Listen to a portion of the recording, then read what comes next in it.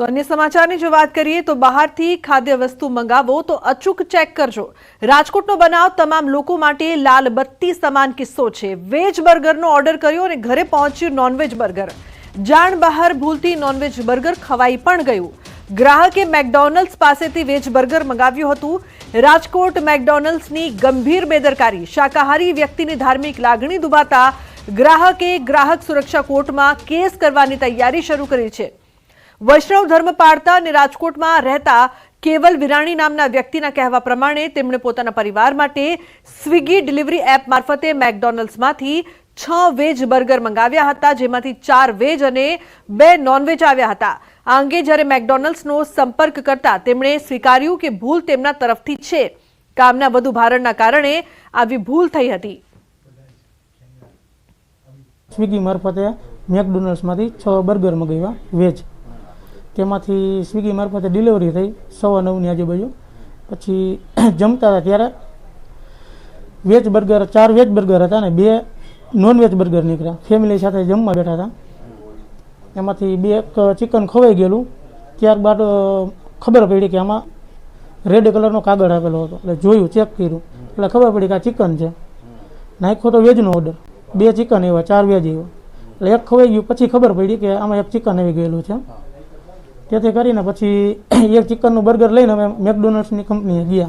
એકમાત્ર વેજીટેરિયન હોય અને એને ચિકન ખાઈ લીધું છે અને એની આસ્થા સાથે અને એ બાબતે એને જે લાગણી દુભાણી છે તે બાબતે મારી સલાહ લીધેલી છે અને તે માટે ભવિષ્યમાં કાનૂની સલાહ મળીએ મારા ક્લાયન્ટ મેકડોનલ્ડ સામે અને લાગતા વળગતા દરેક વ્યક્તિઓ સામે કન્ઝ્યુમર રાહે કાયદેસરની કાર્યવાહી કરવા માટે જવાના છે। તો આ તરફ મેકડોનલ્ડ્સના લાઇઝનિંગ ઓફિસરનું નિવેદન, અમારા લેવલે અમે તપાસ કરી રહ્યા છીએ। સ્ટાફથી ભૂલ થઈ ગઈ હોય, અમારો કોઈ ઈરાદો કોઈના ધર્મ ભ્રષ્ટ કરવાનો હતો જ નથી। જવાબદાર સ્ટાફ સામે કાર્યવાહી કરીશું, અમારાથી ભૂલ થઈ, માફી માંગીએ છીએ।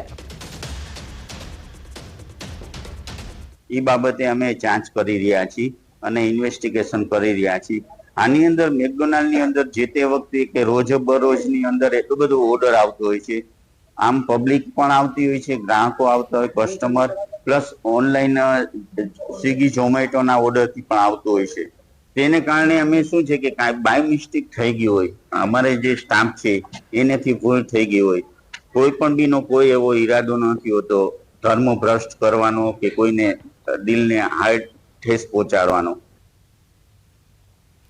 તો જે પ્રકારથી સમગ્ર ઘટના સામે આવી છે, ધાર્મિક લાગણી દુભાવવાનો પ્રયાસ આસ્થા સાથે ચેડા થઈ રહ્યા છે। એક તરફ દ્વારકામાં શિવરાત્રીના ઠીક એક દિવસ પહેલા શિવલિંગ ગાયબ થાય છે, બીજી તરફ રાજકોટમાં વેજના બર્ગે મેકડોનલ્ડ્સમાંથી નોનવેજ બર્ગર છે તે આપવામાં આવે છે અને વૈષ્ણવ સમાજના કેટલાક વ્યક્તિઓ દ્વારા જે ઓર્ડર આપવામાં આવ્યું તે ખવાઈ પણ ગયું। ધાર્મિક લાગણી છે તે દુભાઈ છે। તો બીજી તરફ આવતીકાલે શિવરાત્રી છે, ભક્તોમાં છે ઉત્સાહ, ભક્તો પહોંચ્યા છે ખાસ મંદિરોમાં દર્શન કરવા માટે, પરંતુ સવારે એ ઉપસ્થિત થાય છે કે આસ્થાના દુશ્મનો કોણ છે। દ્વારકા અને રાજકોટના અહીં જે દ્રશ્યો સામે આવી રહ્યા છે, ધાર્મિક લાગણી દુભાવવાનો પ્રયાસ થઈ રહ્યો છે। ધાર્મિક લાગણી સાથે રમત રમનાર કોણ, તે મોટો સવાલ અહીં ઉપસ્થિત થઈ રહ્યો છે। ધર્મના દુશ્મનો સામે કાર્યવાહી કરવામાં આવે તેવી પણ લોકોની માંગ।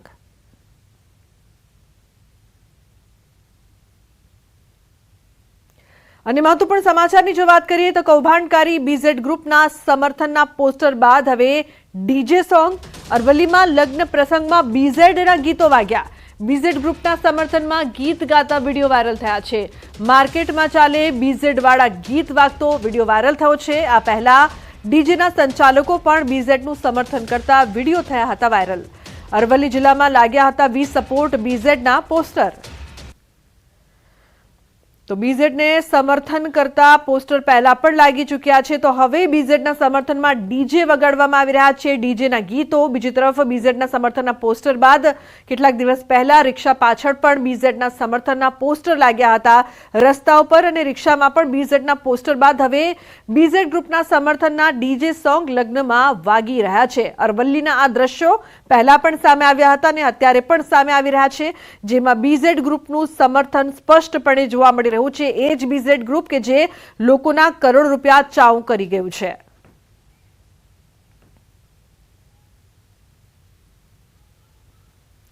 અન્ય સમાચાર પોરબંદરથી. પોરબંદરમાં બસનો અકસ્માત, 2 લોકોના મોત, 15 લોકો ઘાયલ થયા છે. યાત્રીઓથી ભરેલી બસને નડ્યો હતો અકસ્માત. કછોડી ગામ નજીક બસ અને ટ્રક વચ્ચે અકસ્માત થયો હતો. 2 યાત્રીના મોત નીપજ્યા. 15થી વધુ યાત્રીઓ ઘાયલ થયા છે. કર્ણાટકની બસ યાત્રાળુઓને લઈને દ્વારકા દર્શને જઈ રહી હતી. રાત્રિના ટ્રક અને બસ વચ્ચે સર્જાયો હતો અકસ્માત. તો બસના અકસ્માતમાં 2 લોકોના મોત જ્યારે 15 લોકો ઘાયલ.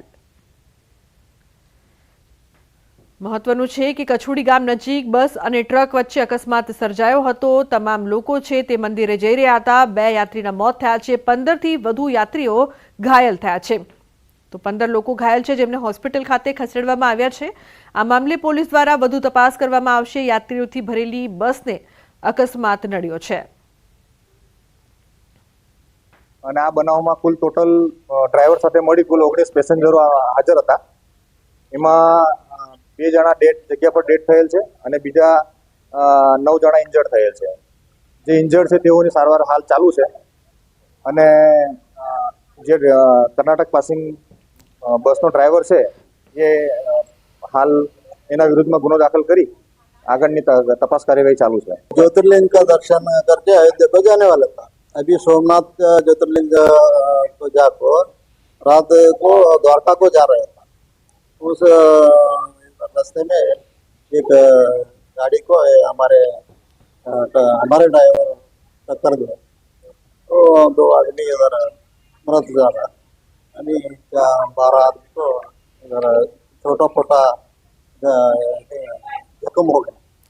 અને મહત્વપૂર્ણ સમાચારની વાત કરીએ તો રાજ્યના પાડોશમાં આવેલા સંઘ પ્રદેશ દાદરાનગર હવેલીમાં એસટી બસે અડફેટે લેતા 2 યુવકોના મોત નીપજ્યા. બનાવ બાદ માહોલ ગરમાયો હતો. આથી પોલીસે જ સ્થળે પહોંચીને મામલો થાળે પાડવા પ્રયાસ કર્યો હતો. સેલવાસના દાદરા ગાર્ડન સામે સેલવાસ તરફથી એક સરકારી એસટી બસ વાપી તરફ આવી રહી હતી. એ વખતે અચાનક જ બસ રોંગ સાઈડમાં ઘૂસી હતી અને સામેથી આવતા બાઇકને અડફેટે લીધું હતું, જેમાં બાઇક સવાર 2 લોકોના મોત થયા હતા.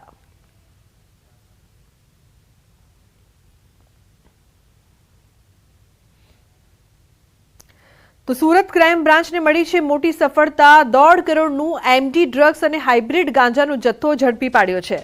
કતારગામ વિસ્તારમાંથી ઝડપી પાડ્યું છે ડ્રગ્સ. 3 આરોપીની સાથે ડ્રગ્સ ઝડપી પાડ્યું. અન્ય સમાચાર ભાવનગરથી. ભાવનગરની નજીક ખોખરાના ડુંગરમાળામાં સિંહના વધુ 2 વિડીયો વાયરલ થયા છે. ખોખરાના ડુંગરમાળામાં માનવ વસ્તી તરફ સિંહનું સતત પર્યાણ વધી રહ્યું છે.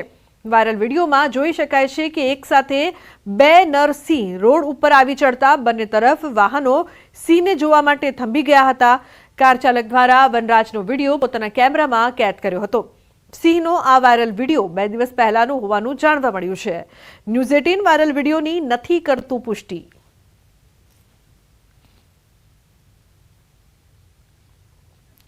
તો કાર ચાલકે વિડીયો કેમેરામાં કેદ કર્યો છે. સમગ્ર ઘટના છે તે અહીં જોઈ શકાય છે. વારંવાર સિંહના આટાફેરાના દ્રશ્યો સામે આવતા હોય છે.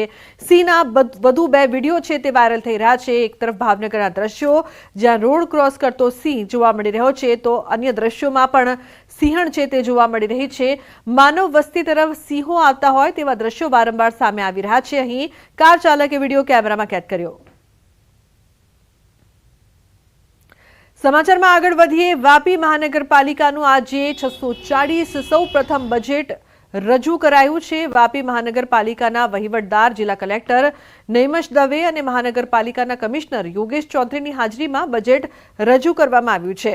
અગાઉ વાપી નગરપાલિકા અને નવા સમાવેલા 11 ગામોનું કુલ વાર્ષિક બજેટ 173 કરોડ થયું હતું, પરંતુ નગર મહાનગરપાલિકા બન્યા બાદ બજેટમાં 4 ગણો વધારો થયો છે.